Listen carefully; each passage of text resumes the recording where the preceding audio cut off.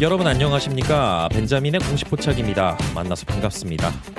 최근 들어서 루닛이 연 이틀 조정을 좀 세게 받고 있습니다. 그래서 주가 같은 경우도 실제로 이 유상증자 청약 신주 가격 여기에도 미치지 못하는 가격대까지 지금 떨어졌어요. 그러면은 이 루닛에 정말 문제가 있는 건 아닌가, 이 부분도 좀 점검을 해봐야 되고요. 결론부터 말씀드린다라고 하면은 펀더멘탈적으로 문제가 있는 거는 전혀 없습니다. 오히려 호재가 있으면 호재가 한 가지 나오기는 했었죠.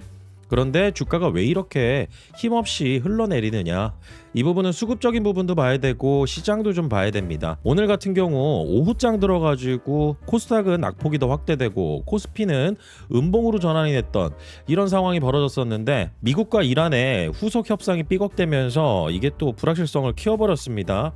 그런데 뭐 유가 같은 경우는 그렇게 크게 급등을 하지는 않았었고요. 그래서 저희가 수급적인 부분으로 좀 접근을 해봐야 될 텐데, 여러분들께서 이렇게 생각해 보시면 됩니다. 누군가는 수익이 나면은 자기들만의 계산에 따라서 수익을 실현한다. 수익 실현. 이거는 항상 주식시장에서 일어나는 일입니다. 이게 또 연기금에서 이 수급 충격이 좀 있었고요. 코스닥 같은 경우는 연기금의 매도 충격이 그렇게 크진 않았었지만은 기본적으로 반도체 쏠림 현상이 코스닥을 계속 짓누르고 있다라는 거죠. 그래서 이런 것 때문에 시장 전반적으로 이 변동성도 심화되고, 그 다음에 반도체 쪽 쏠림, 이런 현상 때문에 다른 종목들은 소외되면서 굉장히 코스닥 시장은 어려움을 겪고 있습니다. 여기에 따라서 루닛도 코스닥 시장에 상장되어 있고 코스닥 150 지수에도 편입이 되어 있으니 영향을 고스란히 받을 수밖에 없는데, 이런 영향을 받는 와중에서도 누군가가 강하게 주가를 받쳐주는 이런 힘이 있다라고 하면은 주가가 이렇게 떨어지진 않아요. 그런데 오늘 같은 경우는 약간의 긍정적인 포인트가 한 가지가 있다라고 하면은, 그동안 이 주가를 좀 세게 눌러왔던 이 투신이 오늘 순매수로 전환했습니다. 그래서 오늘 같은 경우 기관 자금의 매도 물량이 있었지만은 외국인 같은 경우는 프로그램으로 저점 매수, 이 프로그램 순매수가 들어온 걸로 보이는데,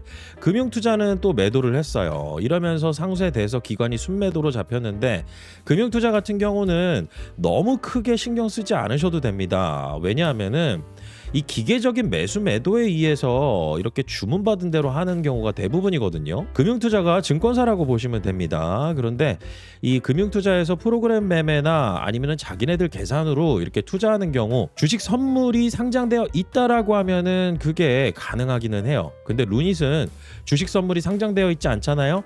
그래서 이런 부분들도 이제 그냥 시장에 어떤 주문에 의해서 들어왔다 나갔다 하는 자금, 그래서 저는 이 부분은 그렇게 크게 신경을 쓰지 않는다라고 이전부터 말씀을 드려왔었습니다. 그래서 오늘 루닛의 수급으로만 본다라고 하면은 거래량이 그렇게 실리지 않는 과정에서 매수 주체도 힘이 약했지만은 매도 주체도 그렇게 세게 때린 것은 아니었다. 그래서 흘러내린 주가였다, 이렇게 볼 수가 있겠고요.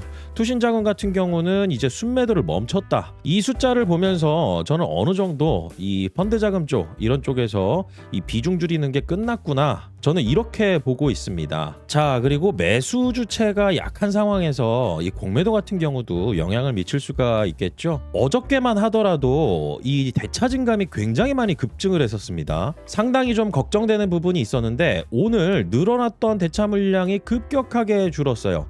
이 부분은 제가 좀 더 파악을 해야 되는 부분인데, 일반적으로 대차 물량이 급증하게 되면은 공매도와 연결되는 경우가 있긴 있거든요. 그런데 대차 물량이 이만큼 늘어났다고 해서 모든 물량이 다 공매도로 쏟아지진 않습니다. 그래서 오늘 같은 경우 공매도 수량이 거래량 대비해 가지고 5.24% 수준, 그렇게 높은 편은 아니었습니다.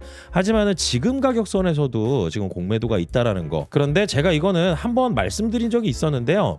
루닛이 이 포함되어 있는 ETF가 있는데, 최근 들어서 메이저 종목에서는 퇴출이 되었지만은 아직도 남아있는 ETF가 있습니다. 그래서 그 ETF 안에서 이 유동성 공급자 있죠, LP라고 하는 리퀴디티 프로바이더가 이 시장에서 유동성을 공급하면서 해지하기 위해서 공매도를 하는 경우들도 있습니다.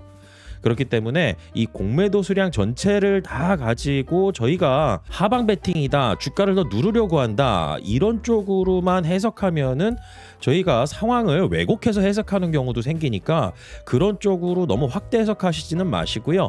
지금 급격하게 늘어나는 물량은 없으니 지금 수준에서는 양호한 편이다. 다만 시장이 하락하는 과정에서 매수의 힘은 약하다. 이거는 저희가 받아들이면서 가자고요. 자, 그리고 공매도 순 보유 잔고 수량 같은 경우는 저희가 좀 꾸준히 체크해 볼 필요가 있어요. 왜냐하면은 언젠가는 이 물량들이 시장에 다시 매수해서 갚아야 될 물량이다, 이렇게 보셔야 됩니다. 그래서 이 기관에서 어느 날 매수가 갑자기 많이 늘었네 라고 해가지고 루닛에 뭔가 호재가 있으니까 좋아 보이니까 샀겠지, 이렇게 또 해석하면 안 됩니다. 왜냐하면은 이 공매도했던 수량을 다시 시장에서 사서 갚아야 되기 때문에, 공매도 세력이 수익 실현한다라고 하면은 미리 팔았던 물량을 시장에서 다시 사가지고 갚는 행위가 일어난다라는 거죠.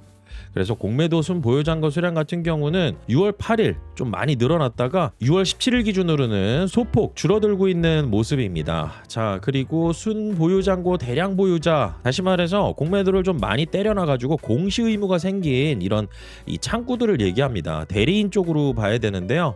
10억 이상 공매도 쳤으면은 이 공시해야 되고요. 여기에 명단을 저희가 확인해 볼 수가 있어요. 그러면 대표적으로 골드만삭스, 그리고 여러분들 신한투자증권 많이 들어보셨죠? 2차 전지 때 또 한창 유명했던 그런 창구잖아요.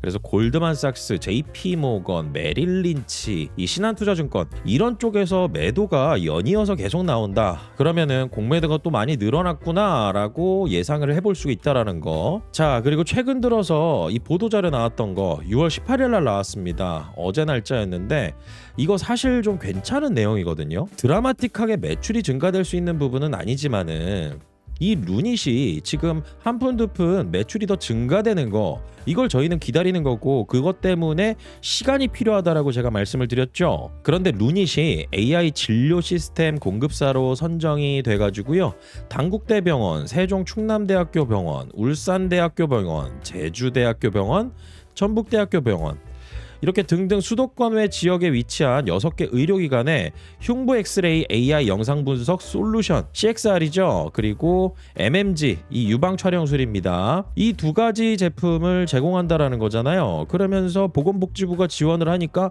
여기에서 매출이 추가적으로 늘어날 수 있겠죠.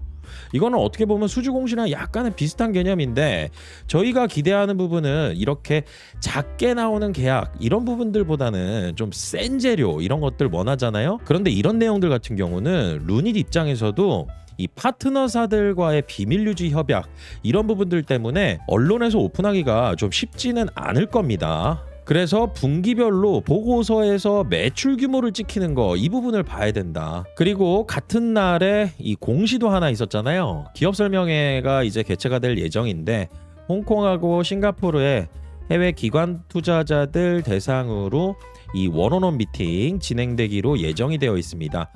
6월 22일부터 6월 24일까지 진행될 예정이고, 여러분들께서 이 기업 설명회 해외로 하러 간다라고 하면은 주식 세일즈 하러 간다, 이렇게 보시면 됩니다. 루닛이 올해 같은 경우는 유무 상증자 때문에도 그렇고 이 기업 설명회가 유독 잦은데요. 그렇다고 이 기업 설명회를 안 하는 것보다 하는 게 훨씬 더 저는 효과가 있다라고 보고 있습니다. 어찌됐건 간에 외국인 기관 투자자들과의 스킨십이 생기는 거잖아요.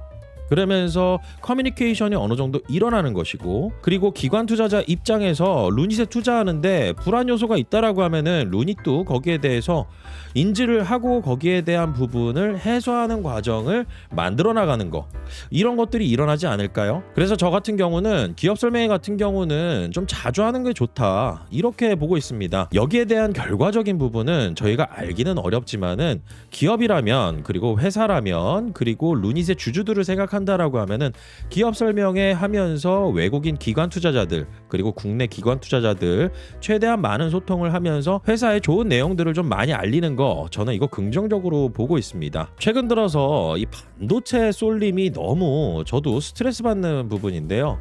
이 반도체 쪽으로 분산 투자해서 저 벤자민이 운영하는 네이버 프리미엄 콘텐츠에서는 이 투자를 이어가고 있습니다. 그래서 쏠림이 있더라도 이쪽에서 수익이 나기 때문에 어느 정도 커버는 되고 있지만은 다른 종목들 중에서 소외되는 종목들도 있겠죠. 하지만은 이게 계속 이어질까?